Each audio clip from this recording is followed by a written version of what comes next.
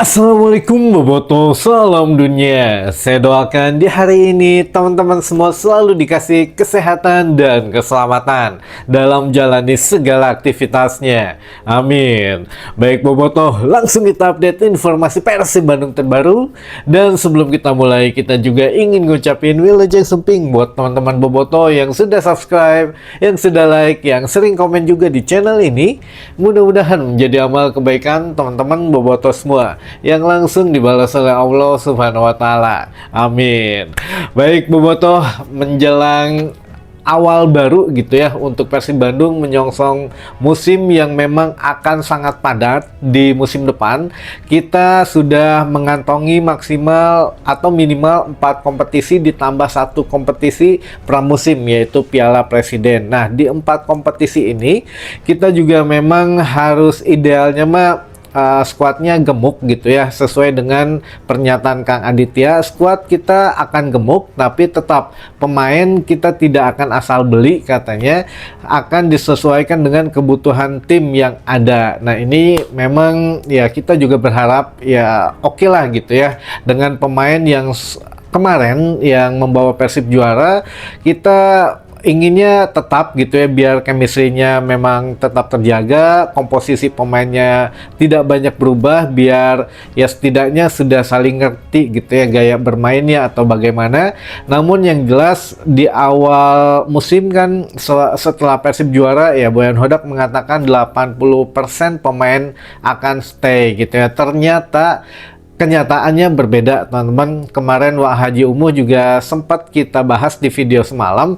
Kita coba refresh lagi bahwa ya tadinya memang benar kata Wak Haji Umuh 80%, namun kenyataannya ternyata sekarang turun teman-teman, jadi 50% saja. Nah, ini juga menjadi ya kumaha gitu ya, pusing juga katanya. Untuk 50% ini ada yang asing, ada yang pemain lokal yang memang akan pergi. Tapi saya juga nggak tahu, kata Wahji Umuh, ada yang katanya memang banyak keluar, ada yang tetap di Liga Indonesia. Nah, pertanyaannya, dari 50% pemain lokal atau pemain asing yang memang dirumuskan keluar atau yang ya katakanlah sudah akan keluar, karena kan Wahji Umuh sudah bilangnya hanya tersisa 50% kekuatan dari skuad musim kemarin, jadi banyak katanya gitu ya, banyak pemain yang akan keluar. Nah, ini teman-teman, salah satunya adalah Patricio Matricadi yang bisa jadi akan ditebus gitu ya oleh sisa kontrak di Persib oleh salah satu tim. Bisa jadi itu yang bermain di Shopee Cup atau bermain di ACL 2 atau negara tetangga kita, yaitu dibeli oleh Singapura, oleh tim di Singapura, yaitu Lion City Seller, yang memang ya yang sudah sering merajai klasmen lah di kompetisi Singapura gitu ya. Nah, kalau benar Lion City Seller ini luar biasa gitu ya teman-teman, ada pemain dari LCS atau Lion City Seller yang dirumorskan ke Persib, ada juga pemain Persib yang dirumorskan ke Lion City Seller, salah satunya yaitu Patricio Matricadi. Walaupun Pato ini memang masih punya kontrak di Persib hingga 2027 teman-teman, karena dikontrak selama 2 tahun gitu ya. Nah, ini kalau memang benar ada perubahan sisi bisnis nih di Persib Bandung saat ini, kalau kami gitu ya melihatnya. Karena kalau untuk mempertahankan pemain itu sebetulnya ya bisa-bisa saja gitu ya Persib Bandung, karena masih terikat kontrak. Tapi kalau melihat dari segi bisnis, Persib Bandung bisa mendapatkan uang segar gitu ya, atau dana segar dengan penjualan pemain gitu ya, dengan penjualan pemain yang masih terikat kontrak, apalagi ada yang meminati gitu ya, meminati, berani bayar oke gitu ya. Persib Bandung juga butuh dana segar gitu ya, katakanlah menjual 1 pemain bisa membeli 2 pemain katakanlah minimal. Nah, ini kan sangat menguntungkan di saat Persib ingin menggemukkan skuadnya. Istilahnya tuh apa ya, jatuh dulu baru meloncat gitu ya. Jadi kita turun 50% semua pada keluar, ada yang dipinjam, ada yang mungkin ditebus gitu ya sisa kontraknya. Nah, ini juga bisa menaikkan value Persib Bandung juga dalam hal finansial tentu saja. Namun ya tetap ada resikonya yang harus ditanggung gitu ya. Pemain yang sudah ngerti dengan kultur sepak bola Persib, sepak bola Bandung, ya harus keluar mengganti dengan pemain baru yang mungkin harus belajar dari awal lagi, atau yang kalau memang pernah bermain di Liga Indonesia atau Liga ASEAN lah gitu, atau di Liga Asia, kemungkinan sudah bisa sedikit beradaptasi. Tapi kalau ngambil pemain lagi dari Eropa, nah ini yang kemungkinan akan mengulang dari awal. Namun sedikit perbedaannya adalah ketika musim kemarin Boyan Hodak melepas semua pemain asingnya, mengganti seluruh pemain asing yang baru.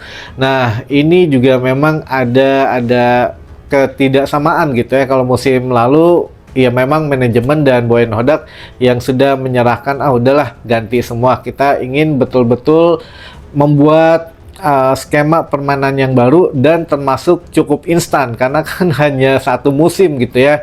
Seluruh pemain asing Persib Bandung ini bisa membawa Persib juara three-peat. Nah, ini permasalahannya berbeda dengan musim ini. Kalau musim ini kebanyakan pemain asing masih mempunyai kontrak di Persib Bandung, dan jika memang yang masih punya kontrak ini ingin hengkang atau ingin dilepas atau dijual gitu ya karena ada yang nawar.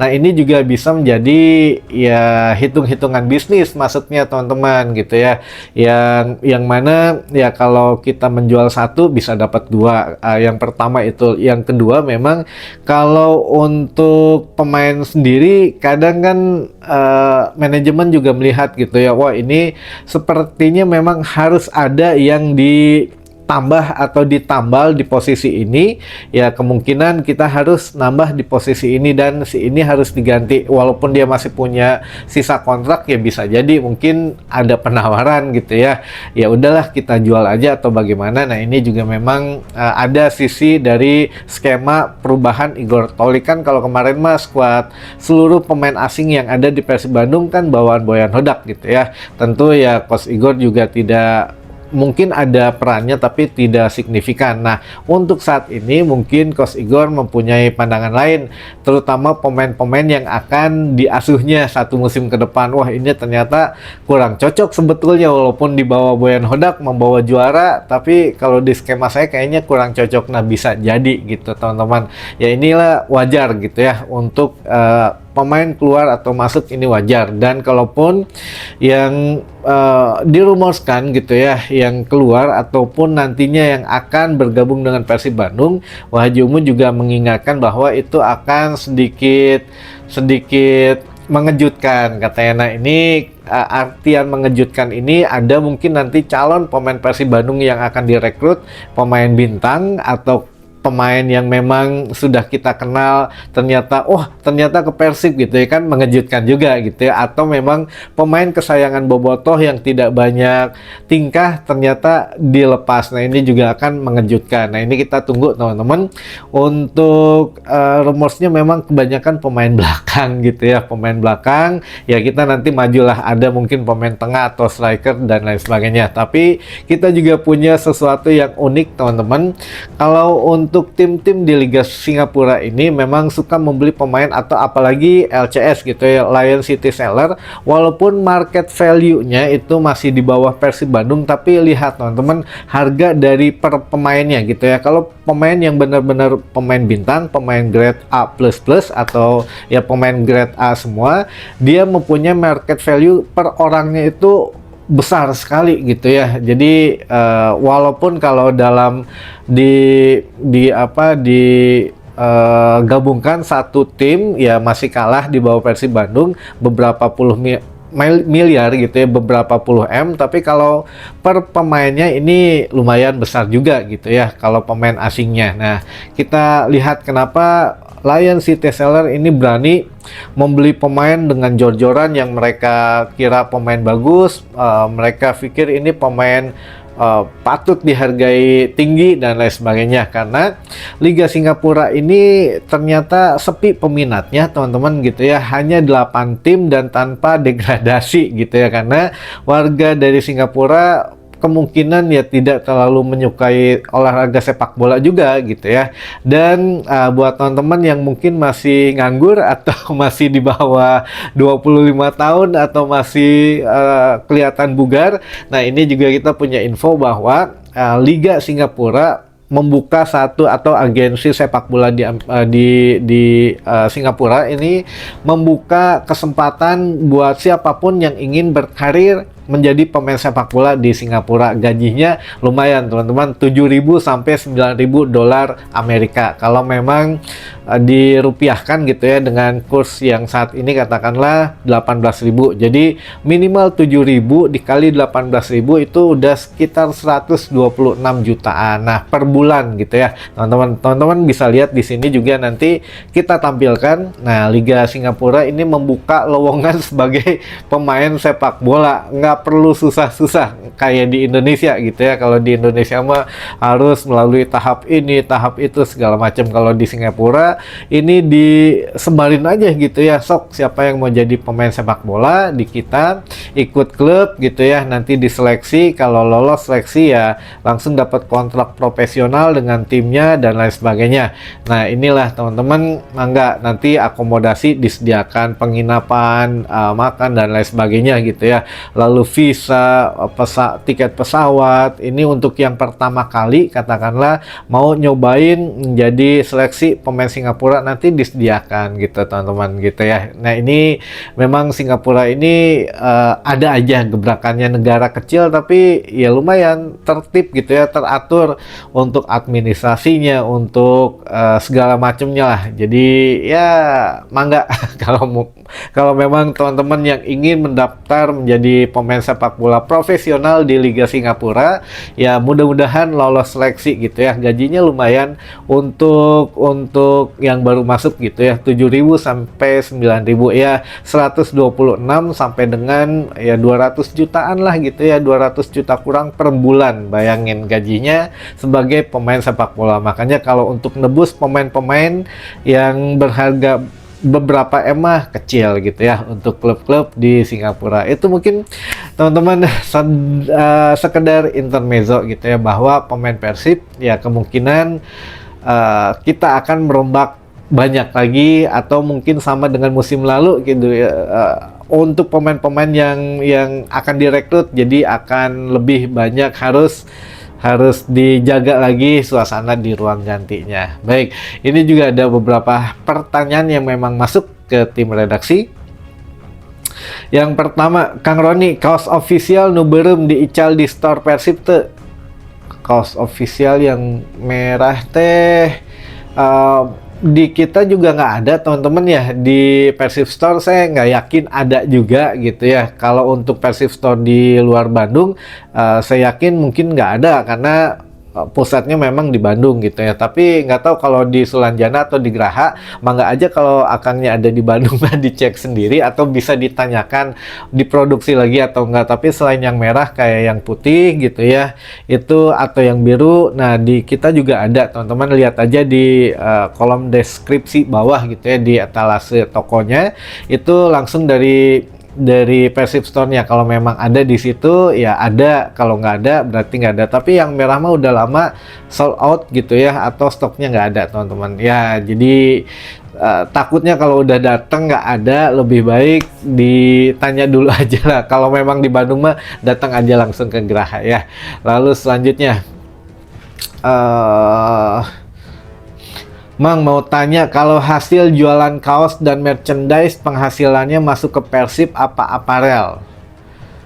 Sebagian besar masuk ke aparel teman-teman, karena kan kerjasama ini harus saling menguntungkan gitu ya, dari mulai biaya produksi, lalu dari mulai bahan dan lain sebagainya itu kan disediakan oleh aparel gitu ya.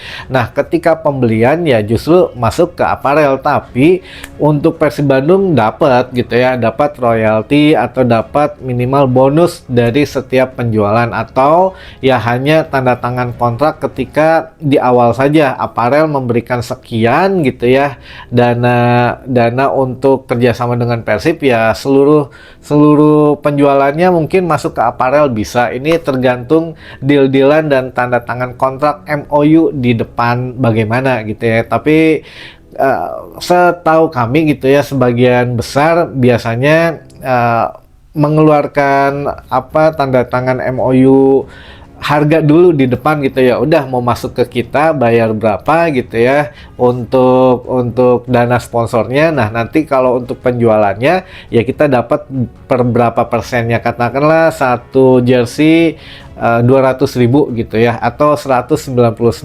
Nah, 9.000-nya masuk ke Persib, 190.000-nya masuk ke aparelnya, ya bisa kayak gitu. Jadi tergantung deal-dealan di awalnya saja gitu ya. Proses untuk detailnya mah hanya manajemen yang tahu. Lalu selanjutnya,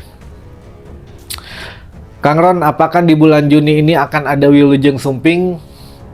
Harusnya ada, karena awal Juli sudah mulai latihan gitu ya. Harusnya ada yang Wilujeng Sumping sesuai yang memang kita dengar, harusnya ada. Walaupun katakanlah sudah tanda tangan atau sudah ada rekrutan baru, mungkin belum diumumkan sebelum ya semuanya clear lah. Daripada ya kemarin juga mungkin ya ada yang ban dari FIFA sebelum dicabut, mungkin belum diumumkan dan lain sebagainya. Jadi ada beberapa pertimbangan mungkin di situ. Lalu selanjutnya, yang terakhir dulu aja ya. Kang Roni Badenaros, saumpama Persib tahun ia termasuk 3 besar di Superligana, tahun besok masuk ke ACL 2 mual teman-teman gitu ya. Jadi yang masuk ke Piala Asia tentu saja juara 1 dan juara 2. Saya nggak tahu juga musim-musim ke depannya apakah akan diambil, kan kita juga ada League Cup atau ya Piala Liga gitu ya. Akan diambil dari Piala Liga atau dengan BRI Super League atau bagaimana? Karena kan musim depan kita akan ada 4 liga, BRI Super League, lalu Piala Liga, ACL 2 dengan Shopee Cup gitu ya. Nah, nanti yang menang untuk 2 tahun ke depan itu yang akan diambil bermain di Piala Asia tuh yang mana. Tapi kalau dua-duanya diambil dari BRI Superliga gitu ya atau BRI Super League, ya udah peringkat 1 dan 2 gitu yang tetap diambil. Kalau di luar 2 besar ya nggak masuk. Kalau Persib katakanlah musim depan nggak masuk 3 besar, ya kemungkinan kecil gitu ya bermain di Asia lagi teman-teman gitu ya. Mudah-mudahan terjawab. Itu dulu mungkin teman-teman yang bisa saya sampaikan di hari ini. Mudah-mudahan bisa menambah satu wawasan baru buat teman-teman boboto semua. Sampai ketemu lagi di informasi selanjutnya. Wassalamualaikum boboto, salam dunia.